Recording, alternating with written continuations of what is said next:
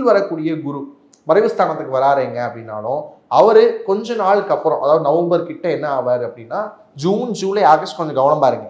October November டிசம்பர்ல அவர் ஓரளவுக்கு வந்து பாத்தீங்க அப்படின்னா சிம்மத்துக்கு வரக்கூடிய காலகட்டத்தில் அது இன்னும் சாதகமாகத்தான் உங்களுக்கு இருக்க போகுது. இப்போ இந்த 3 மாசம் மட்டும் கொஞ்சம் கவனமா இருந்துக்கிட்டீங்க அப்படின்னா அடுத்தடுத்த விஷயங்கள்ல உங்களுடைய ராசியாதிபதி என்ன இருந்தாலும் அவர் உங்களுடைய ராசியாதிபதி அப்படிங்கிறப்ப அதிகப்படியான நன்மைகளை கொடுக்க போறார். அப்ப அந்த விஷயத்த பார்த்துக்கணும். அப்ப திருமணம் சார்ந்த முயற்சிகளை எப்ப சார் பண்ணலாம் அப்படின்னா, ஜூன் வரைக்கும், அதாவது ஜூன் வரைக்கும் ஏதேனும் முயற்சிகள் பண்றதா இருந்தா பண்ணுங்க. அப்படி இல்லை அப்படின்னு சொன்னா நவம்பர் டிசம்பர்ல அதற்கு ஏற்ற முயற்சிகளை பண்ணிக்கலாம். இடைப்பட்டு இருக்கக்கூடிய மாதங்கள்ல திருமணம் சார்ந்த முயற்சிகள் வேண்டாம். குழந்தை பிறப்பு அப்படிங்கிறப்ப இதே மாதிரியான விஷயம்தான் ஜூன் முன்ன வரைக்கும் இருக்கக்கூடிய விஷயங்கள்ல ஃபாலோ பண்ணுங்க.